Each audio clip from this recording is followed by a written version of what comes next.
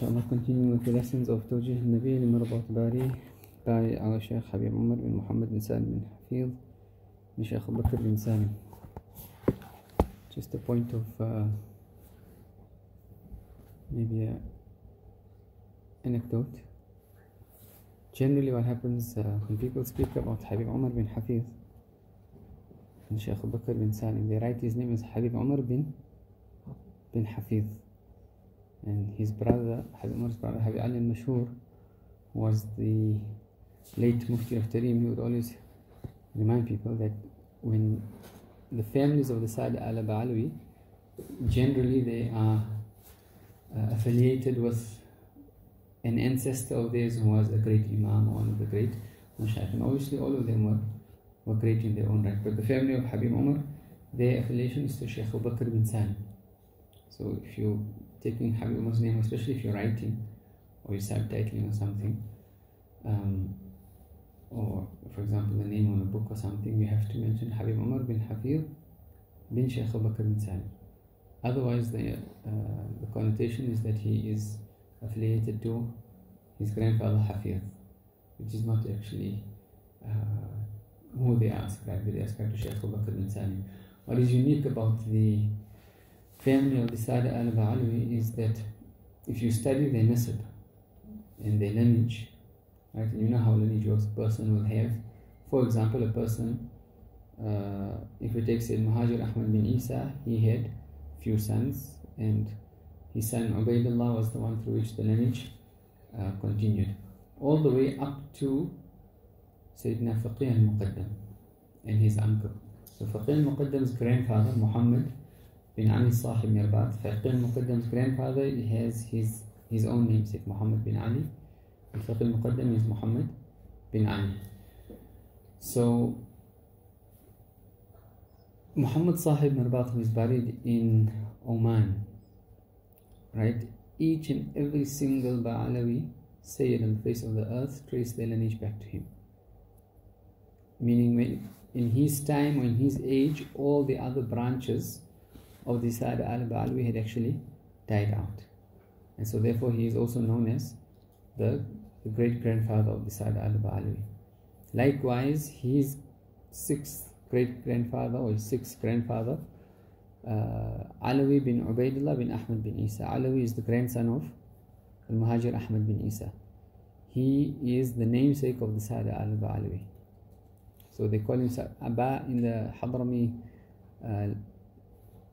linguistic terminology means bin. So you're saying bin Alawi, the sons of Ali. So when you talk of the Ba'alawi Tariqa, you're talking about the sons of Ali, meaning the grandson of al-Muhajir Ahmad bin Isa.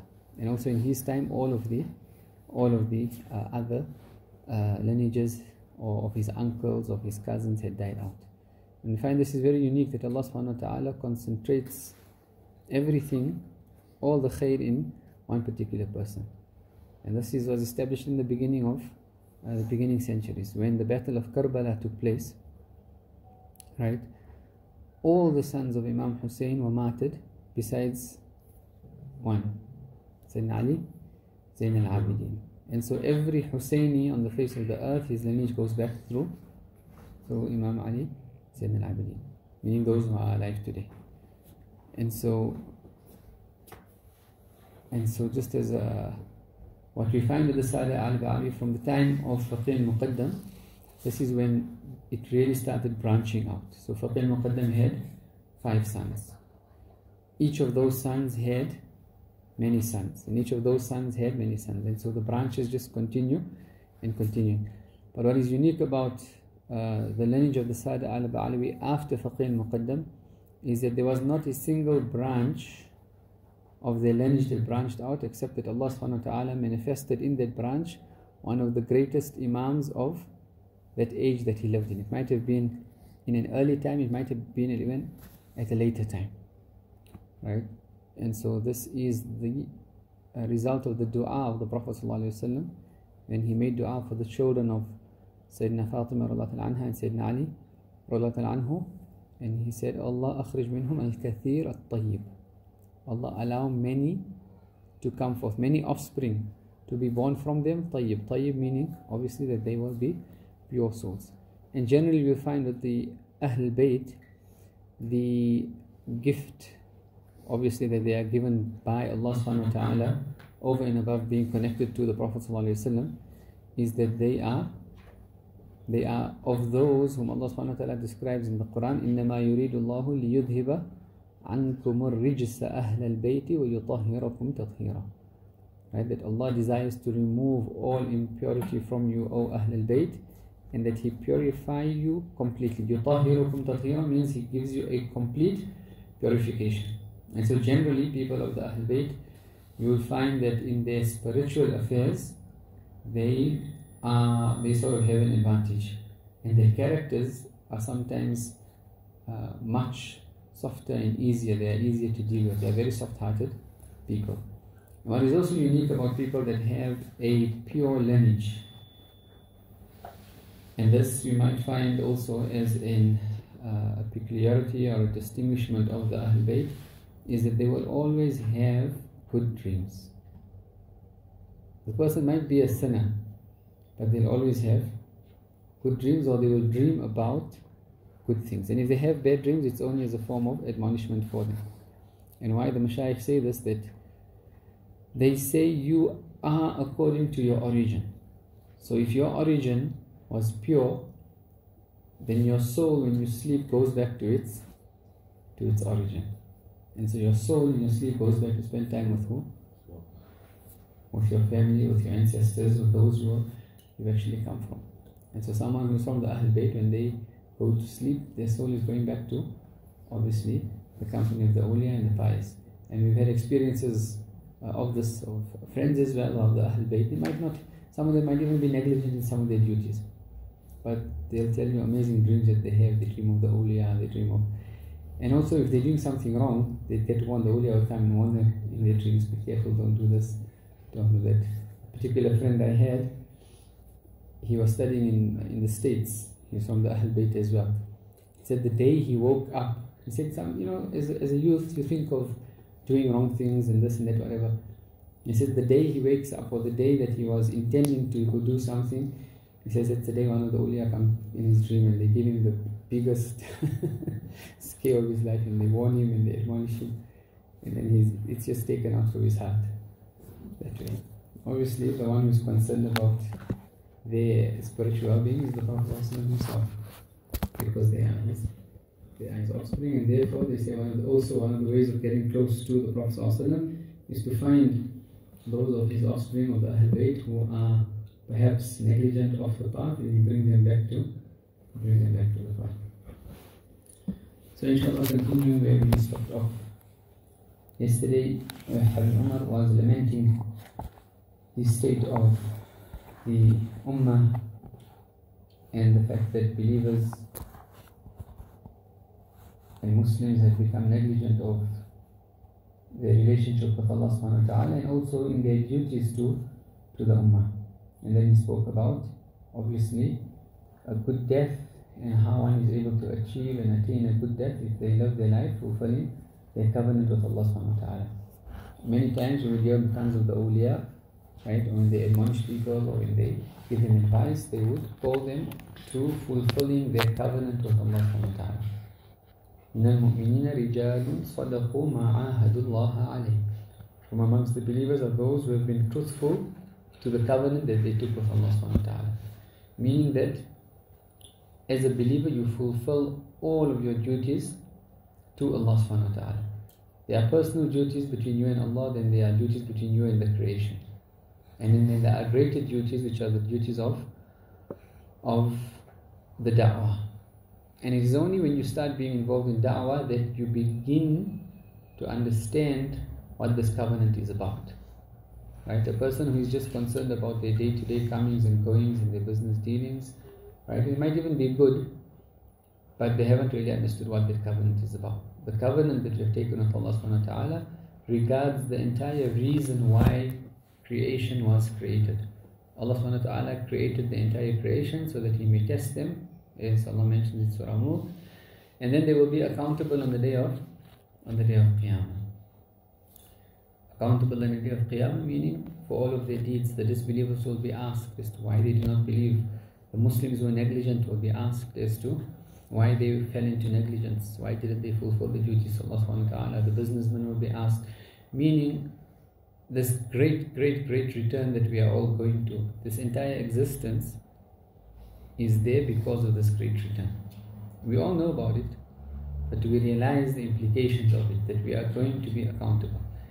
That's only, so when you're doing da'wah, that's only when you start realizing that I actually have a responsibility to myself, to my family, to my community, and to the entire creation, to prepare people from this great day. That is why one of the qualities or one of the names of the Prophet ﷺ, as Allah subhanahu wa ta'ala describes him, is that he was sent as a warner, to warn people. Right? And how many of us have this concern? Again, if we want to do da'wah and we want to be connected to the Prophet ﷺ and be in accordance in following his sunnah, is to give glad tidings to people and to warn people. This is the balance.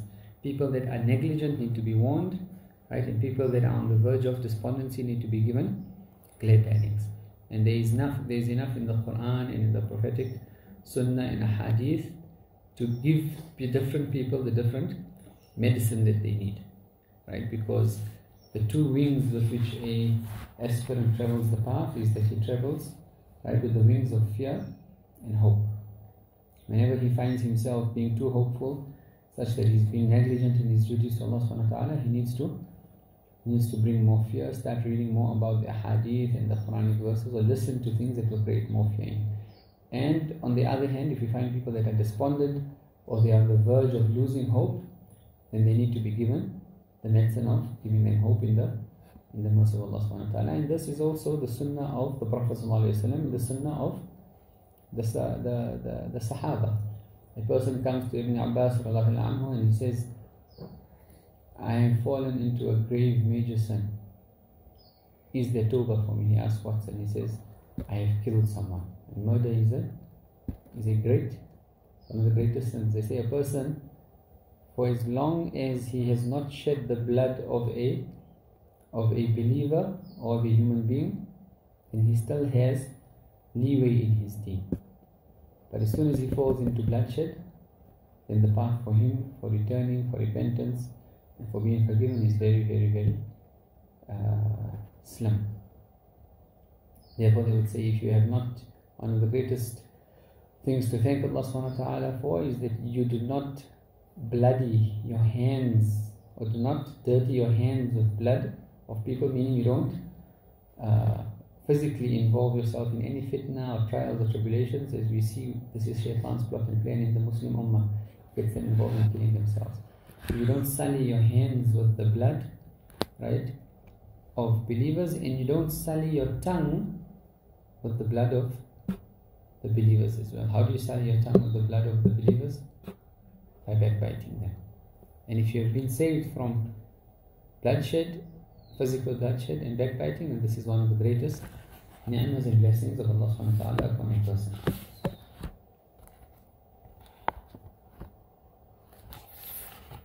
The next section, Habib Umar goes on to say, وَقَالَ رَضِيَ اللَّهُ تَعَالَى عَنْهُ مَا عَرَفَ حَقَّ الدَّعْوَى مَنْ لَمْ يَعْرِفْ عَظَمَةَ الْمُعْطِي.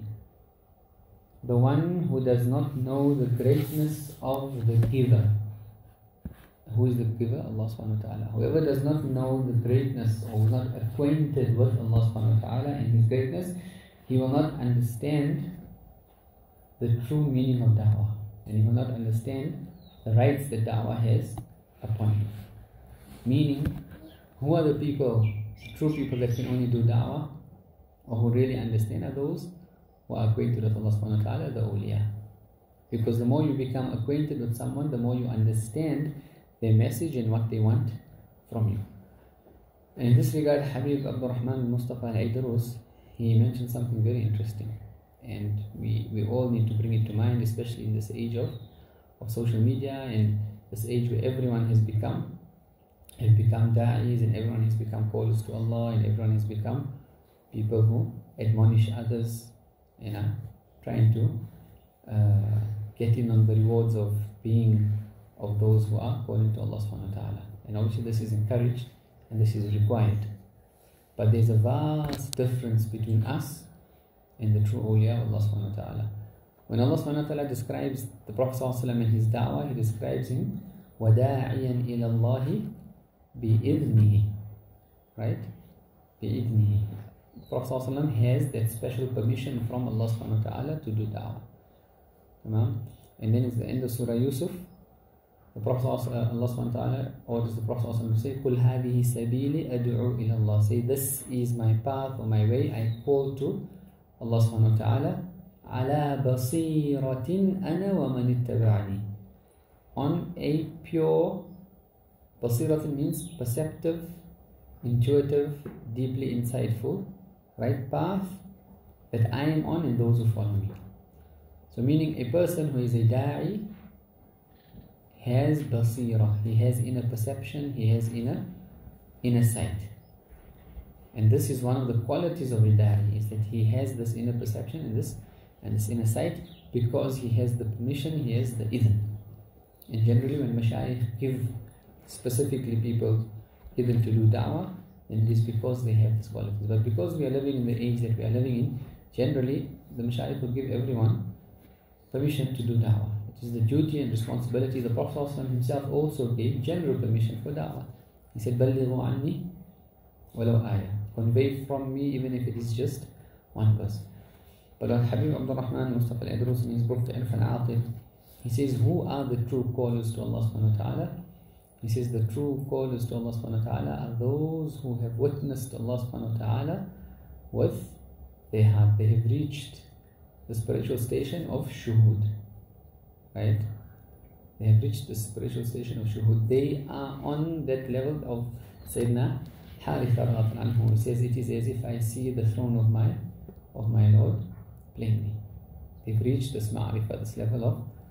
And he says, because they are privy now to these spiritual realities, when they call to Allah subhanahu wa ta'ala, are they calling people to Allah subhanahu wa ta'ala just through what they've heard or what they read or what they've been told, or because of what they are seeing and witnessing with their hearts? And Imam Ghazali says this is the greatest form of knowledge, right? The knowledge that Allah subhanahu wa ta'ala casts into the heart directly as a form of inspiration. He says this knowledge is more truer and more certain than even the empirical sciences. Because your eyes can deceive you. You look into a glass with a glass of water and there's a pencil, your eyes deceive you, your ears can deceive you.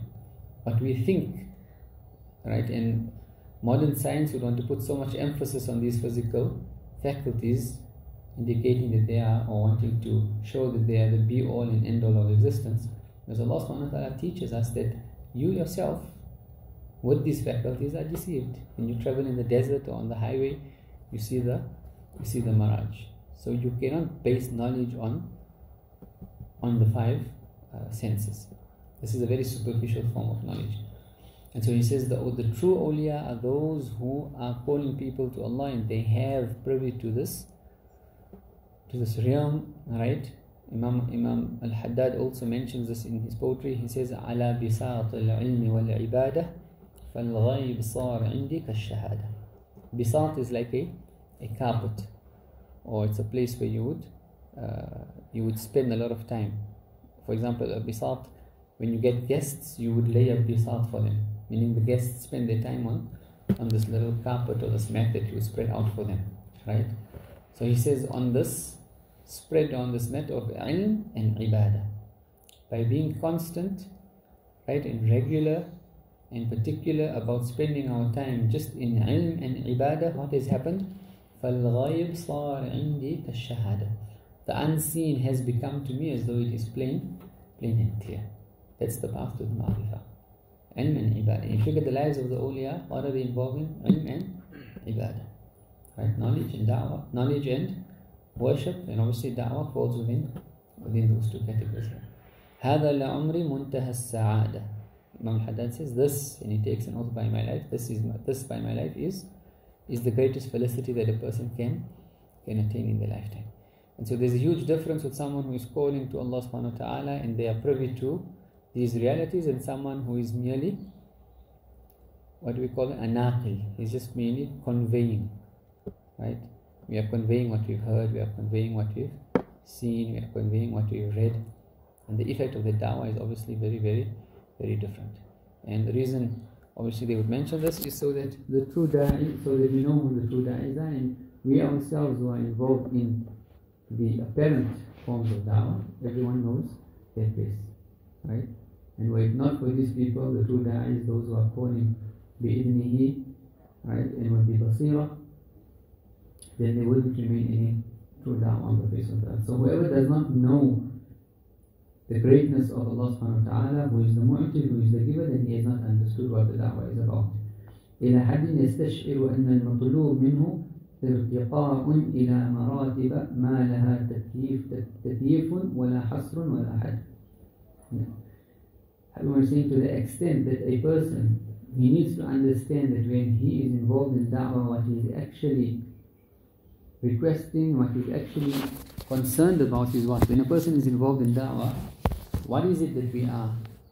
What is it that we are desiring? What is our intention? What is our focus? Question. When a person is involved in da'wah, what should be their major concern?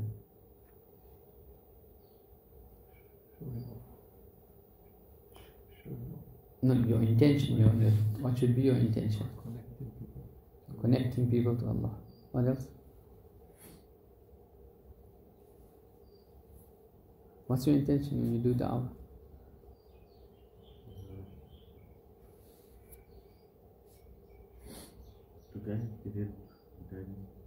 To guide people. Connect yourself with them. Connect yourself for the pleasure of Allah subhanahu wa ta'ala. So Habib is saying a person needs to have the feeling that when they are involved in da'wah, that they are seeking the highest forms of spiritual elevation to Allah subhanahu wa ta'ala. The greatest forms of proximity, the greatest forms of spiritual connection to Allah subhanahu wa ta'ala is sought where? It is sought in da'wah. And if a person doesn't understand this, then they haven't understood da'wah. Unfortunately, we find students of knowledge, and we find even people that are given to adhkar, they would, when it is said to them, go out for the sake of Allah, go give da'wah, go to this particular, go spend time with these people, it's hard on their nafs. Why? Is because they feel that it's going to take me away from my books, or it's going to take me away from my dhikr, or for my... What is the purpose of all the books and the dhikr, if not for the result of the da'wah, right? And on the opposite end, you find people that are involved in the da'wah, but they have no private time that they are spending with Allah subhanahu wa ta'ala, and they have no knowledge. And the three objectives need to be merged for the desired result. So, ارتقاء إلى مراتب ما لها تكييف. He is desiring spiritual elevation to levels which cannot be described, that have no limits, right? And limitations. Meaning you are involving yourself in something in order to gain proximity to Allah subhanahu wa ta'ala, of which even you do not know those true realities, what they are. And if a person is involved in da'wah in this way, or they are connected to those who are involved in da'wah in this way, then they will be given a small inkling or taste into these realities, right? So when you do da'wah, initially, so for example, many times in Dar Mustafa, the students would go out for da'wah. They are required to go out at least once a month, and for those who can, twice a month, and for those who can, every week. But when do they go out for da'wah? They go out for da'wah on a Thursday at Asr time, right? And if you go out on a Thursday at Asr, you come back on Friday Asr, meaning they would go to one of the neighboring villages, outskirts, sometimes even far away, 2-3 hours, spend the night, right? After every salah, they would go to a different masjid, stand up after the salah, obviously take permission from the imam after the salah to say a few words, right? And then they would use that time, 2 to 3 to 5 minutes, just to generally advise people, so they won't tell people, okay, we're going to have a program or anything. They'll stand up immediately while people are there and give a short story, a small anecdote, some reminders, right? And that's what da'wah is, just to remind people. So after it, so they would disperse. If they go out 5 in a group, then 2 go to every masjid. The one who's going to speak, and one will be as a support for him after every salah. And sometimes you take permission from the imam, and the imam says, no, we don't want you to speak in this masjid, or it's inappropriate, or the time is not right. It's fine, right? You are rewarded for your intention. And then after Jum'ah would be gathering up and then come back to Dawah Mustafa by about Asr time. But if you go out for this da'wah on a Thursday after Asr, what does it mean? It means you're missing the Mawlid in Dawah Mustafa, right? And you're missing Habib Umar's talk. And so it's very difficult on the nafs initially for the students who don't understand da'wah, right? To a point where then some people complain to Habib Umar that the students are going out and staying, and he said something to the effect that those who go out for the da'wah are more beloved to us than those that stay for the mawlid, right? Now, if we know that is a reality, but can you actually understand it and give preference to it, or just okay, what, I know, okay, that's what's being said, but I still feel I want to be in the da'wah. And then also another time Habib said, those that go out for da'wah, we make istihdar of them in the mawlid. What is istihdar? Like for example, if you can't go for Umrah, someone contacts you and they say, we alhamdulillah, we came for Umrah, you say, istahdirni, make istihdar of me, or make istihdar of me means bring me to mind and intend for me to also get the reward of everything that you are doing. So Habib says that those that are involved in da'wah, I make istihdar of them, that Allah give them the reward in all the openings and benefits of all of these, the gathering in the mawlid and everything else. And so we are seeking, and so what happens is, when you go out for da'wah, initially it's difficult, but something will happen within the period of time where you realize and you say, alhamdulillah, if I didn't come out for da'wah, I would have missed this, right? This internal spiritual tasting, right? And whether you stayed, now you have your, there are times that it's your group or whoever the level that you are studying at, they have to go. It's compulsory or obligatory for you to go. And then there's times that it's optional for you to go. And generally, the times that it was obligatory for you to go, and you did go, you end up getting something, right? And you realize that, what?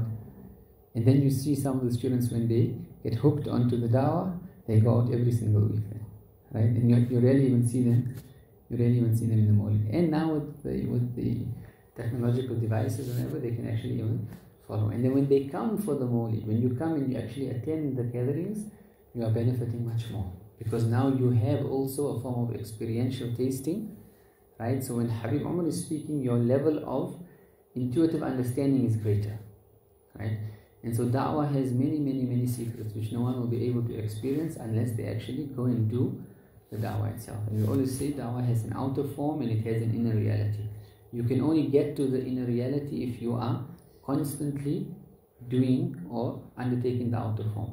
And you need to be doing it so often so that initially when you go out for da'wah, you're so concerned about what you say and how you look, and the people are going to, obviously that's natural. Anything, for example, if you have to be your first tarawih that you are reading, or the first time you have been given imamat, or the first time you're asked to speak, or the first time you are asked to teach, you're going to be very self-conscious, but you need to go through that. A person who's waiting to say, okay, I'm waiting until I'm able to be spiritually purified, and you wait until the day of Qiyamah, because you'll never be ready. Or you thinking that you're going to reach some level of perfection, meaning you're going to be doing the da'wah just full of pride and arrogance because you think you've reached a certain level. You've got to go into the field and start doing it, until you start realizing that there's something more than just the reality, that concern that of the Prophet ﷺ, right? About the true wanting to save people. And then the attention starts focusing away from yourself to really what the da'wah is about. And many times you find people also, so we find people talking about the obstacles that they would face in da'wah. Oh, what, I went out and this and that, and the distractions are so much, and I fear falling into this fitna and that fitna. And that's a expression that they haven't been involved in da'wah long enough, and they haven't been at it. Because the purification of the nafs as well, Habib Umar says, we've put it into da'wah. In the secrets of the spiritual path, we put it into da'wah. An example, anger. If you have an amicable family home and whatever, generally one of the biggest places to train your anger would be with the spouse and the children, right?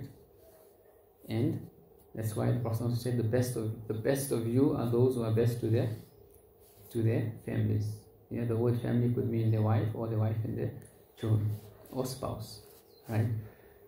If you can control your anger with your spouse and your children, then you are someone who controls your anger. But any of the spiritual qualities, of the praiseworthy qualities or the spiritual diseases. So for example, conceit. How can you purify yourself of conceit if you are not involved in da'wah, giving talks, people coming and praising you, and seeing and now looking at your heart, what do people say?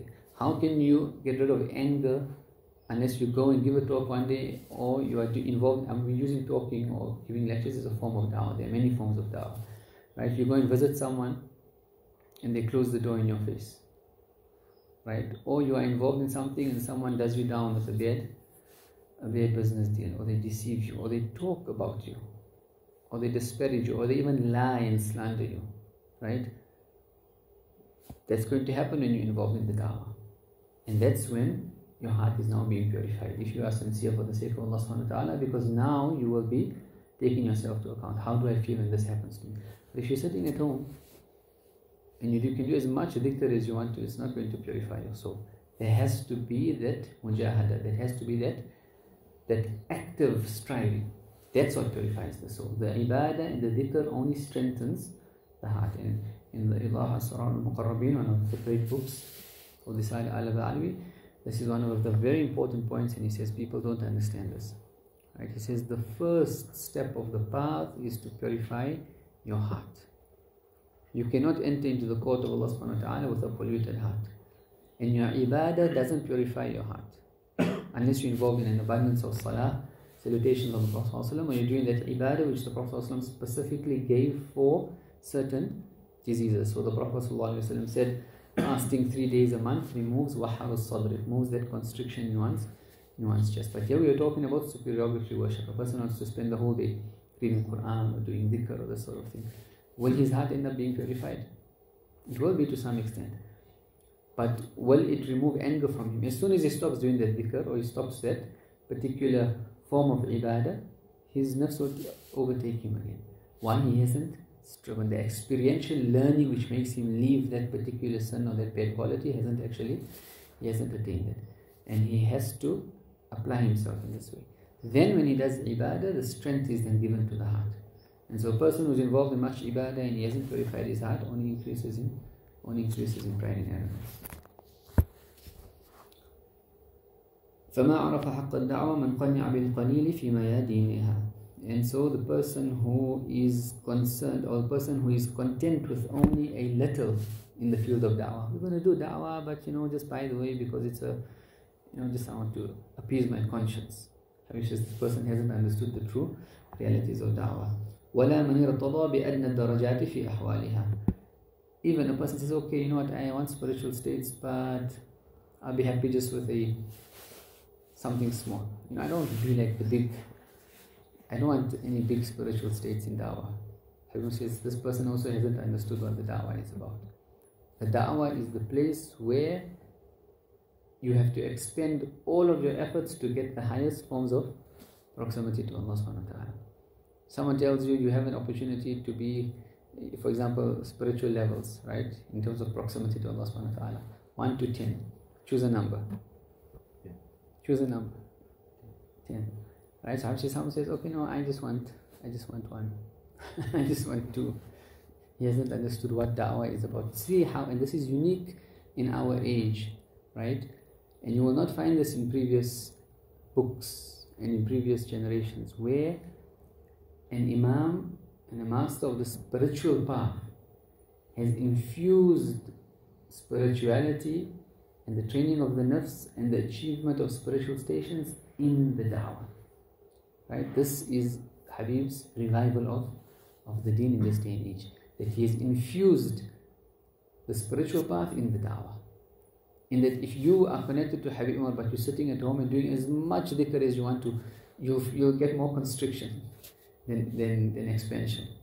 Why? Is because you must be involved in the da'wah. And this is something unique about Habib Umar and how he has been able to develop this. That he has explained, and these are things, the realities obviously were always there, but he has now exposed it for people.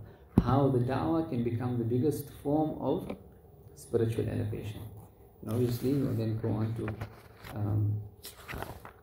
to talking about this concept, which we will continue in the lessons in the coming days, inshallah. We ask Allah subhanahu wa ta'ala to grant us tawfiq wa akhiru da'wana alhamdulillah rabbil alameen. Subhanakallah wa bihamdik. نشهد أن لا إله إلا أنت نستغفرك ونتوب إليك. أعوذ بالله من الشيطان الرجيم. بسم الله الرحمن الرحيم. والعصر إن الإنسان لفي خسر إلا الذين آمنوا وعملوا الصالحات وتواصوا بالحق وتواصوا